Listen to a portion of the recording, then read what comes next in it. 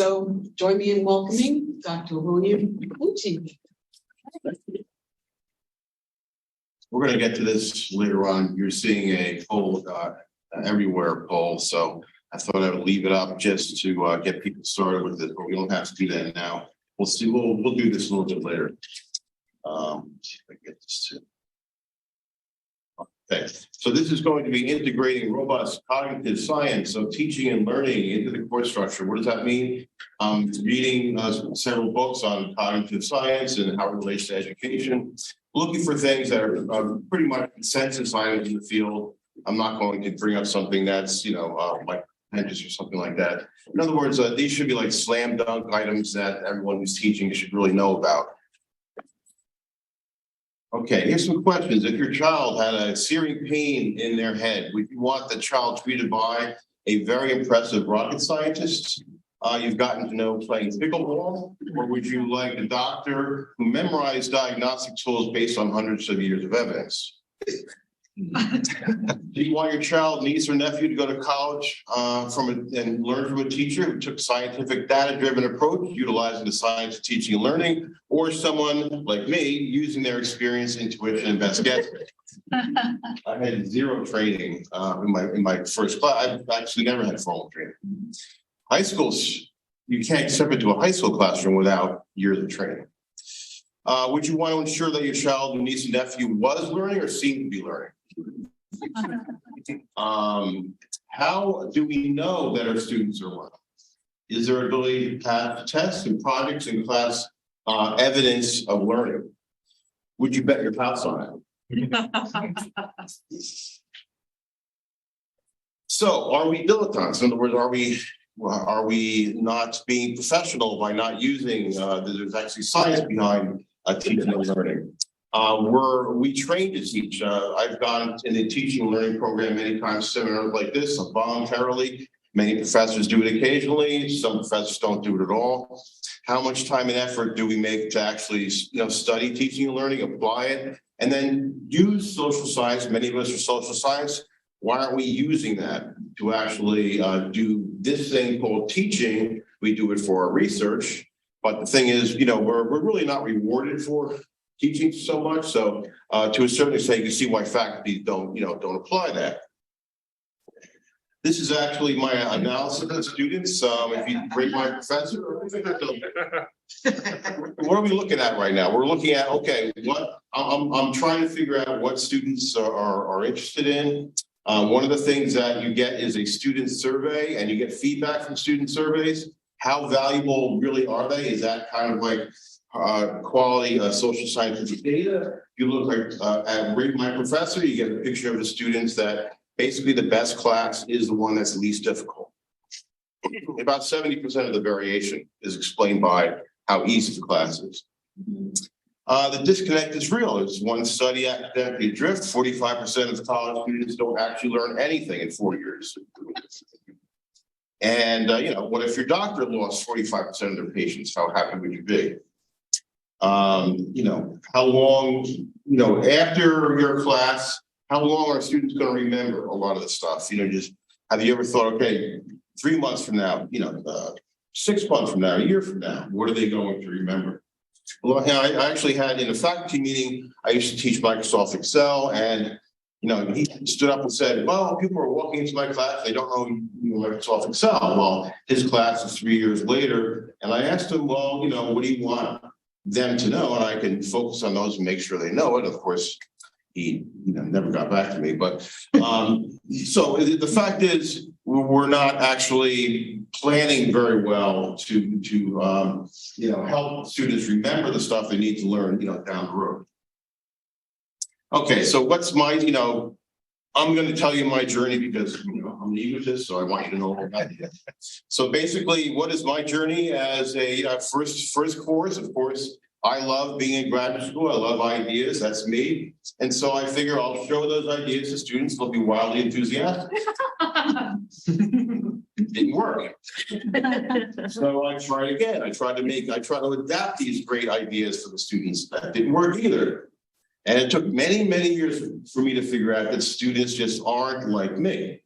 The fact is, they don't live for ideas, they live for a lot of other things. That's why I didn't do a lot of dating when I was in college. So, why did it take me so long? I'm supposed to be a pretty smart guy. Well, it turns out that's a deficit. Confirmation bias is actually enhanced and not undermined by education. The more educated you are, the more tools you have to rationalize. So it's actually more difficult for us, and studies show this. This is actually science. And of course, we have a curse of knowledge. I already know why this stuff is interesting, so it's very tough for me to figure out how to maybe get a student to enjoy it. So basically, during the years, I actually tried to figure out who the students were, asking them who they were, etc. And, so I found out, well, they didn't actually choose my class. They had to take my class. So they didn't, the worst case scenario. They don't know why they're in the class. They have to take the class. They're and of course, that's a bad position for a teacher to be in. Most of the time, they're taking the class due to scheduling or something like that. I did do some research. I did some content analysis. I eventually came up with things that did challenge my confirmation bias. And, so if you see an overwhelming a number of students saying A, B, or C, then it kind of sinks in. You take it seriously. And then it also, you get some upsetting comments, but if there's only one or two, you can end up ignoring those. Or if there's a lot, then you should take it seriously. I also did some, analysis, trying to figure out what impacts grade. I did some research in this area, which I'm not going to get into, but it turns out from my research that self-efficacy is the only thing you can kind of manipulate to maybe increase grades, to get them to feel that they can do the work. Okay, one question I had was, I think a lot of us had the same question. A lot of our students are working. Is that why they're not doing well in our courses? Okay. And the hypothesis is increasing work for pay and family obligations. Does that explain, grades? Is that an impact on that? Okay, so let's do our first poll everywhere. So if you go to pollev.com, I don't know if you can see that, /elements2023. It's pollev.com /elements2023. How many people here have thought of that as themselves as a factor in how students perform? Yeah, I certainly have, So I looked into it, and it turns out there's either no correlation or there's a positive correlation. A little surprising, right? Yeah. Counterintuitive. And it turns out I looked at some of the research, and actually doing some work, not a lot of work during the school years, actually makes the students more mature and actually helps them out. So it can be a good thing. So another thing I did besides research, well, this is also research. I did a focus groups for students. And so, one idea to figure out who students are is to simply ask them, actually talk to them and things like that. And I found out some fascinating things.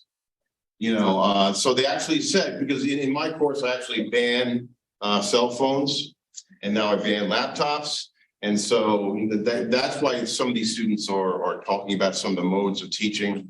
But this is what they said. They said paper and pencil, they learn more from paper and pencil and taking notes, physically writing on the board. Professors that do that, they find that more useful than PowerPoints. This is stuff I hadn't thought of. My restricting their cell phone use, they thought was useful. Calling on students, in other words, cold calling, they thought was useful. I thought they would hate that.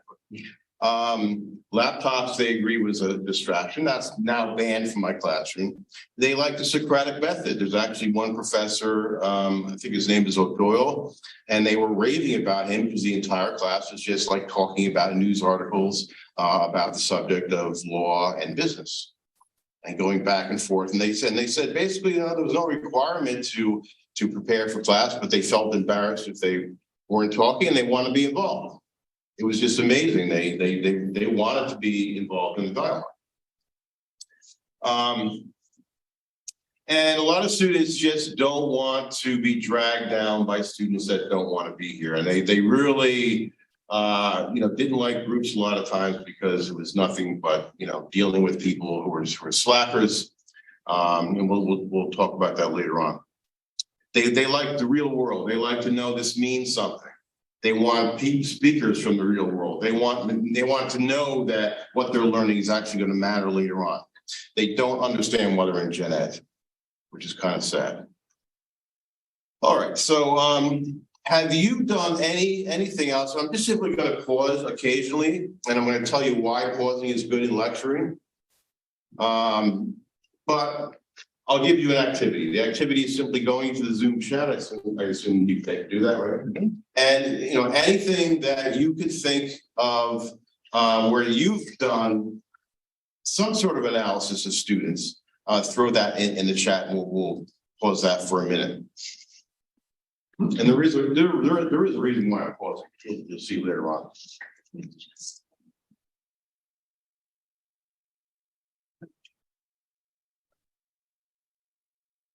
Okay, so you're gonna expect me to ask around. That's really not the purpose of this. So you'll see in a bit.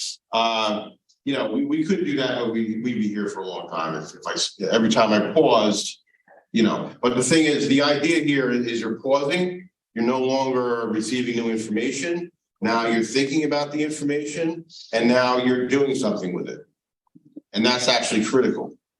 And, so a lot of times professors, aren't doing this. So like you could actually just simply pause. And sometimes I just have a nice little picture of a seascape going up there for a minute. And so people can kind of relax, jot notes, get comfortable, or just not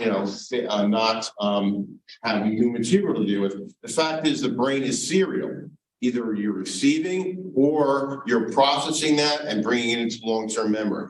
So if you keep lecturing at them, they can never actually bring it to long-term memory. In other words, they're going to forget everything. So the idea is, you should build in pauses, not necessarily have people stare at the wall, but maybe an activity might help, things like that. Wait, can I ask you a quick question? So you're saying that it wasn't us like thinking about it and putting something into the chat. That wasn't what was helping us. That is helping. Actually, just well, there's two factors. One factor is you're not receiving any information, and that's helpful. The second factor is doing something is even more helpful. Okay, gotcha. And so, so you really need to do something. That would be optimal. So basically, at a certain point, I'm going to tell you why. But we really need to map our students, to figure out who our students are. We need to map them out. Why? If you just sort of let students, there's an idea in pedagogy going way back. Rousseau, Piaget, Dewey, Montessori. They believe that kids would spontaneously or curious, wanted to learn, and they would just learn on their own. Well, that's just not the way it is. They actually need you to provide a lot of structure, a lot of feedback, and things like that. So, if that's the case, if you need to provide a lot of structure, the other issue is, well, there's lots of different students in your classroom with a lot of different backgrounds, a lot of different abilities. So if you go with one strategy, you're actually going to do you're going to miss the target for many students. So how do you take 36 students and then figure out how to give them different structures to help different students? Well, one of the things that you need to do is to figure out how much structure does each student need, and so on and so forth, and provide that. It's very difficult. One thing you can do is actually figure out how to categorize students, and based on not individual students, obviously, because that's overwhelming, but if you can figure 2, 3, 4 types of students, then you can say, well, I'm going to have a strategy. A strategy for identifying them and figuring out how to deal with them. Okay, so here's another 1-minute response and rest time. And just think about how you categorize students. Do you have categories, types of students? You have, a particular label for that type of student. And what's the criterion? And so just, throw that into the chat if you have it. Yeah, I'm very curious about, anybody who provides some feedback on this, because I'm doing research on this area. So, Okay, so I actually did research on this and I looked at differences, some of the factors I looked at to categorize them. I did, obviously I have my categories in my head, but I wanted to do a scientific approach. So I actually used cluster analysis and some factors. And to create these clusters, I used GPA, which GPA might be an index for IQ, levels of maturity, executive function, for example. And work obligations, family obligations might be an index for socioeconomic status. And then engagement with the course and materials, whether you consider the materials interesting, maybe that's an index for intellectual curiosity. And so this is what I found, fairly robust structures. And it turns out there's 3 clusters, and this is what I call them. I call them the reluctant students, and that's the one on the left here. And basically, they have a low GPA, they hate everything about the course, and they have moderate obligations, not a lot, not a little. They have poor final grades, moderate or average grade, age, very low self-efficacy, they don't think they can do anything, and then task value, they don't think anything has a value. So there's 20% of the students there are just really don't want to be there. And then I found, oddly enough, consistent with the positive correlation of work and grades, there's a bunch of students that are not only, they have a tremendous amount of work they have to do and obligations, but they just love the material, they love being there. And they get a moderately good grade, but probably because they have a lot of obligations, they can't get the A. And then you have what I call the grinders. These are people who they couldn't care less about the material, but they just want to get the A. And so, that gives you at least some idea of who's out there. Now, what can you do with this information? Well, what I've done is in the first third of the class, I have students, in groups. I assign them randomly. They do various activities so I can get a sense of their performance. And then I change the groups and I put students who are high performing together. Then I put moderate performing and low performing together. Why do I do this? Well, research will actually tell you if you try to mix up, students who are high performing and students who are slackers together, the slackers are actually going to bring down everyone else. And I've seen this happen. Especially if you find a student that's causing problems, get him away from other students because it goes down, it never goes up.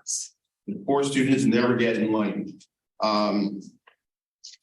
And I also feel sorry for students who are top performing, who have to deal with people who are not on their level. I want to give them stimulation, that's a high stimulation, and get them to network and meet with people. That's actually going to be probably good for their life and career. And then on top of that, it allows me to know what group is what. So basically, as soon as we go to group work, I'm walking over to the poor performing groups and I'm talking to them one-on-one and I'm listening to them and I'm there for questions and I'm getting to know them better so I can concentrate on them. And then the high performing groups, I'll go over there and I'll ask higher level questions to prompt them to keep them going. What are you thinking? And get them revved up. So that's a way of trying to do this scaffolding for the various groups. What do you do for the grinders? Just answer their questions on how to make it easier for them to get the grade. I mean, that's all I care about, really. I do always try to, ask an intellectually stimulating question, but if they're not responsive, they're not responsive. You'll get an A if you can answer this. Yeah. Okay, so the other thing I do is once I have identified the poor performing students, I reach out to them, please come to the office, and then like I say, we'll work out a deal. I'll get you back on board, things like that. It's great because you actually get to know the students, you find out about what's going on, you learn much more about your students, and I've gotten great success. I would say, 1/3 of the time I've turned a student around entirely just by one-on-one conversation. 2 out of 3 times, it is what it is. So, another thing you could do in order to figure out more about your students is research on Gen Z. Gen Z, there's an increase in mental health issues, as we all know, probably, and a decrease in social skills. We're actually staring at our instruments, screens and cell phones too much. And they have a belief in the ability to multitask. And the fact is, the brain cannot multitask. The brain was not designed, I'm sorry to say that you are not performing very well multitasking. So one thing that you can do is tell them that. You can say, look, the science is in, if you want to study less and get a better grade, stop trying to multitask. So I banned cell phones from the classroom. I banned, also students told me that laptops are very distracting too. And, so if I walk around the class, you see people watching basketball, things like that. And the fact is, this is only recently that I've banned laptops because it's tough. A lot of times you want to use a laptop, but I found it's absolutely necessary. And I've gone to paper and pencil. You can actually describe, I'm not going to go over this, the techniques for them to study. You can instruct them on this to help them concentrate. Anything you can do to help them concentrate, they really do need it. And I think they understand it. They actually do understand they have a problem. Now, I mentioned this before, taking notes by hand is actually shown scientifically to be a better way. You learn more and remember more if you do that. And there's several reasons. It might be because the pace of that forces you to actually process the information because you can't type every single word. Some students can type every single word and they do it, but that they're not processing the information. They're just, also, I find there's some research that talks about this, but I find that essays, and some students hate me for this, but essays are better for a learning experience than multiple choice. So the essay requires you to recall, restructure, select the right things and put them in the right order. It actually should provide a better learning experience. Of course, it's tough on us because we have to actually read these things. There are a lot of general studies for the general population that apply to students or people too, right? And so, for example, people tend to have two orientations. One is they think of in identity terms, I am a certain type of person, or they think in basically task or specific situational circumstances, like I did a lot of work or I did a little work or something like that. And that's a big deal because if you have the attitude, I am not the type of person that does well with math, you're never going to try. Or if you think I am the greatest student in the world, you can't deal with failure because you cannot threaten your own identity. So you may be coaching students to look at actions instead of identity, and looking at that orientation be helpful.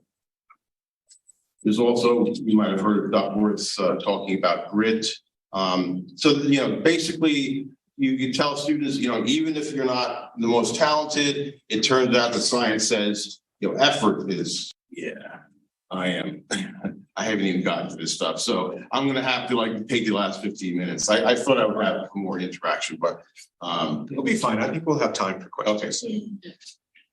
All right. I'm going to skip some stuff. So basically, very, very basically, we have, students can actually pass a test by cramming and short-term memory. But that doesn't actually lead to learning. The focus should be on long-term memory, not short-term memory. Passing a test is kind of useless. And the first step is attention, getting their attention, and for them to figure out in the environment what should they be bringing into working memory. And then always you need to then bring in what your current knowledge is from working memory to figure out what that means. So that's going to be all in working memory, but again, that's useless until you actually move that to long-term memory, and that's the key that we're students are forgetting about a lot. So sorry.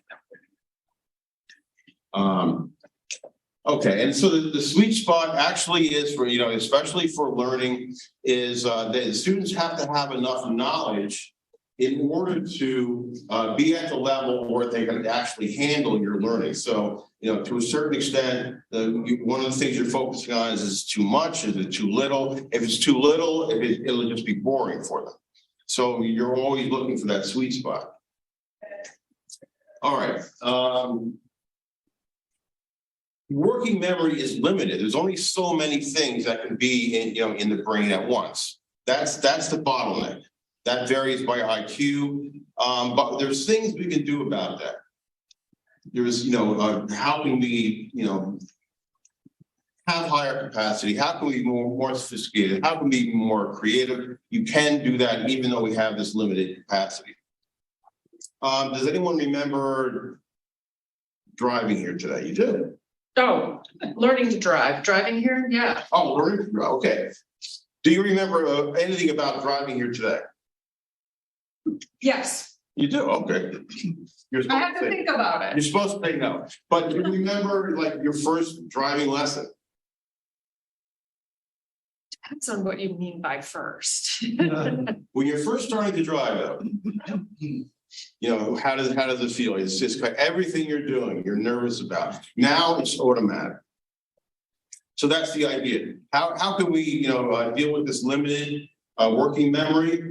We can move things to procedural knowledge in our long-term memory. So we don't have to do all these calculations. We can do 100 things on the drive here and listen to the radio. We don't even many times remember that.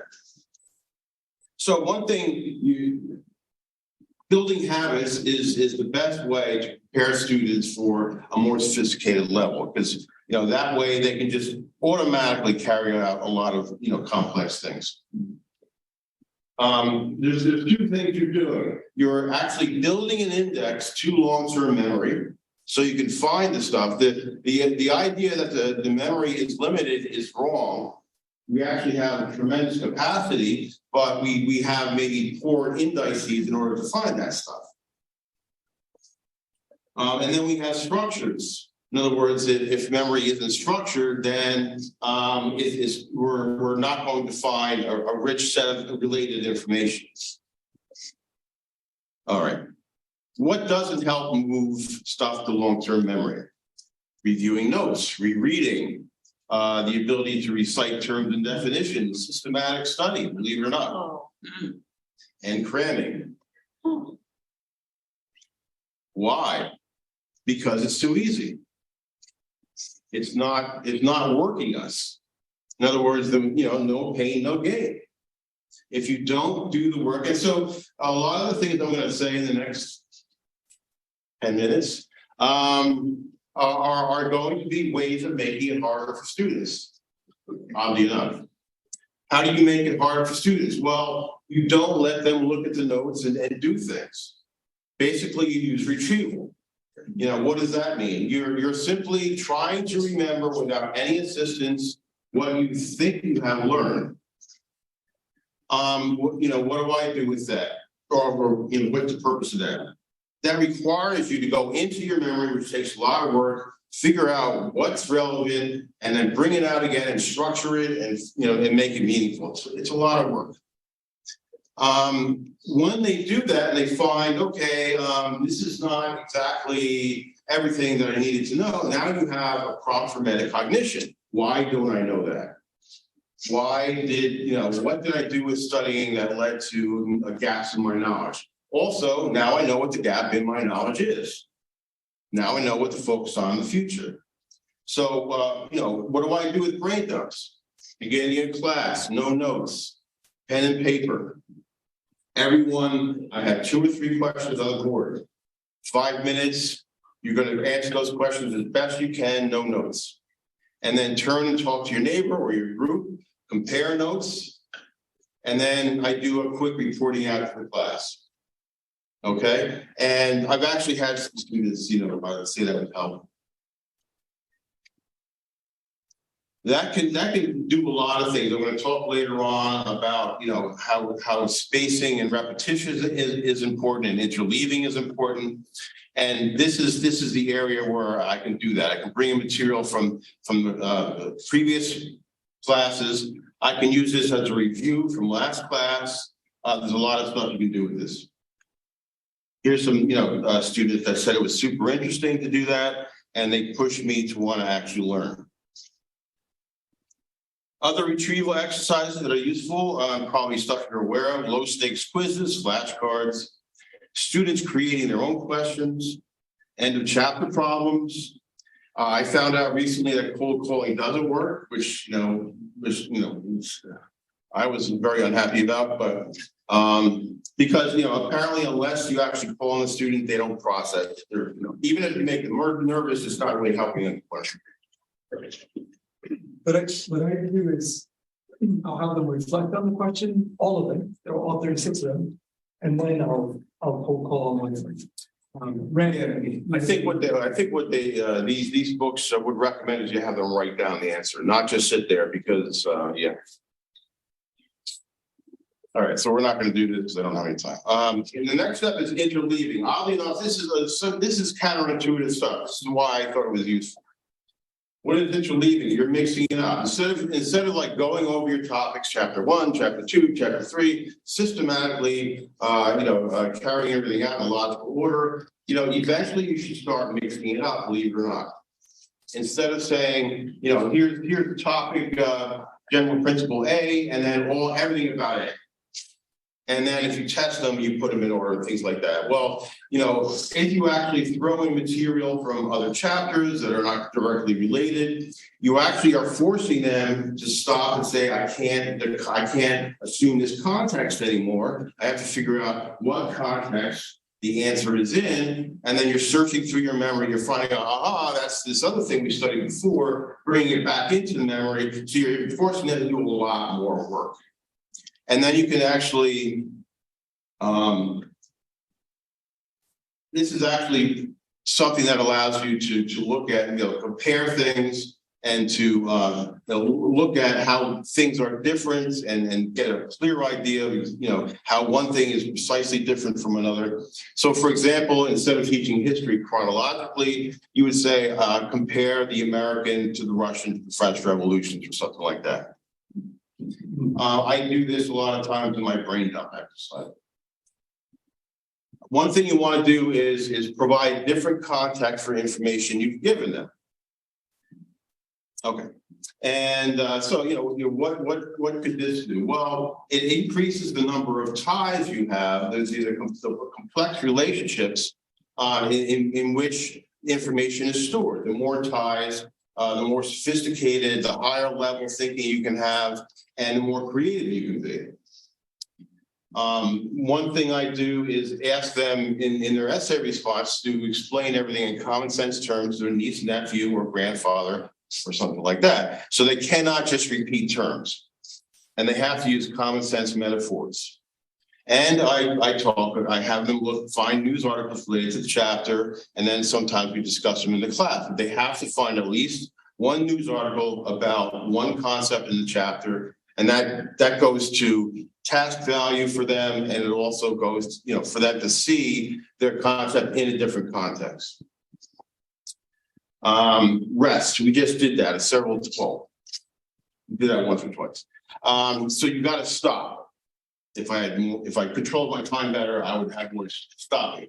But the fact is, again, memory is serial, or the brain, working memory is serial. You're either listening or daydreaming, or you are then resting, and that allows you subconsciously to start integrating that stuff in your brain. Or if you actually are working on the material, even better. Then you can't do both. Sleep is incredibly important. It's vital. So one thing I'm going to talk about is spacing, and spacing allows sleep to happen between sessions of learning.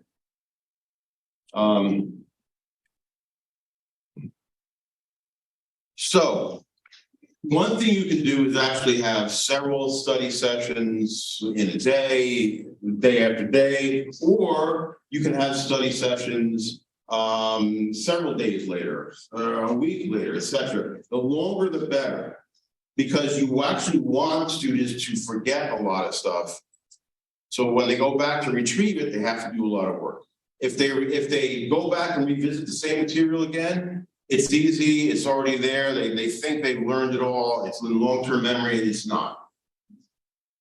So this is very difficult, of course, in one course. The ideal spacing in higher education would be beyond courses. Every year, we would review everything we taught in every other course in some way. We would have to change the administration of a school to actually do this properly.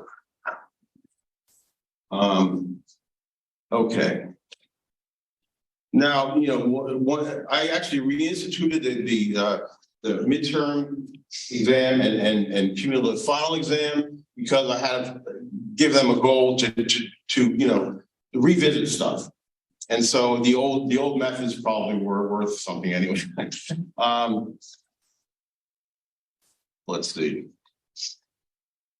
All right, there's some natural things you can do to get students motivated. Sometimes we refer to pop culture or things we think they're interested in. That doesn't work. The literature says that diverts their attention from the concept. What you really need to do is understand that everyone is naturally evolved to be curious. An animal that isn't curious, that isn't exploring, is a dead animal. And so we're still here. So we are naturally, everyone is naturally curious. And so you can actually, use that and be intriguing. And furthermore, we all naturally, the way we learn is actually by making mistakes. And what do I mean by that? So, Pavlov talked about, well, you hear the bell and, you start salivating because you think there's going to be dinner. That's association. Well, it doesn't work that way. There's actually a mental model you have.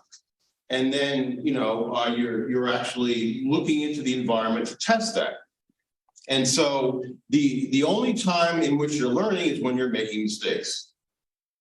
And so to a certain extent, you want to make students comfortable with that. One of the built-in evolutionary, the evolved, this is actually naturally evolved. We love mistakes. It's humor. Humor is nothing but mistakes. And so, making students understand that mistakes are good would be a great idea. Make them comfortable with that instead of embarrassed by it, and then making humorous. Facilitating making mistakes. I mean, if a student says something, I'll ask them. If they say something that's wrong, I'll immediately say, well, I can see why you said that. That was actually I hadn't thought about that. A very interesting, point of view. And then slowly, kind of redirect it and say, but that's not quite, and then move on. So you can develop methods to undermine their fear of making a mistake in front of other people.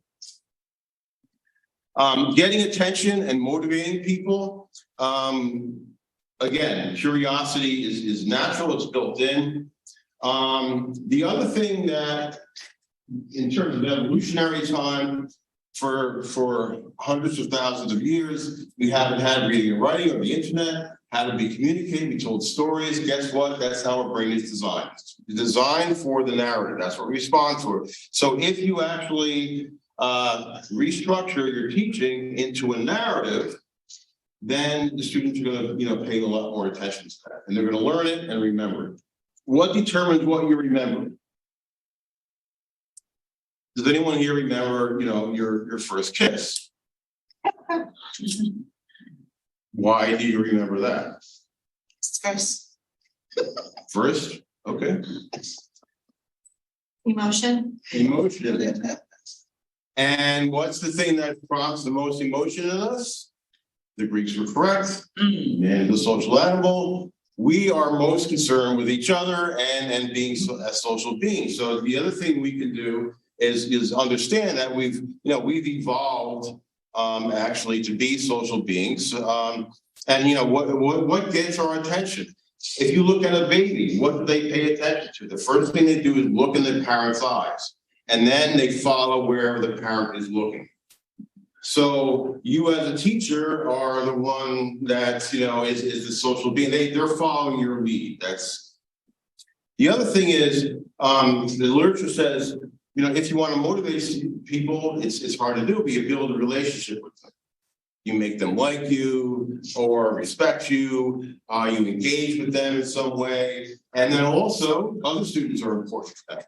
So make the material somehow important for social relationship between you, between other students, things like that. So, you know, I usually wander around the class and will walk right up to somebody, which kind of, some of them hate that, but it gets their attention. And so that also, you know, interaction. Body and mind, very quickly, I know we're done. Sleep is incredibly important. And if students aren't sleeping, they need to know that. There's a tremendous amount of long-term learning that goes on, you know, when you're sleeping. When you're sleeping, you're doing a lot of counterfactuals. You're actually doing a lot of experimentation and thought experiments in your head, figuring things out. There's a lot of stuff going on when you're asleep. Exercise, it turns out, is very important for learning. The more they do regular exercise, the more it goes into long-term memory. And so, you know, the whole idea of body and mind is actually true. I mean, you know, the science bears that out. Okay, so I think that's enough.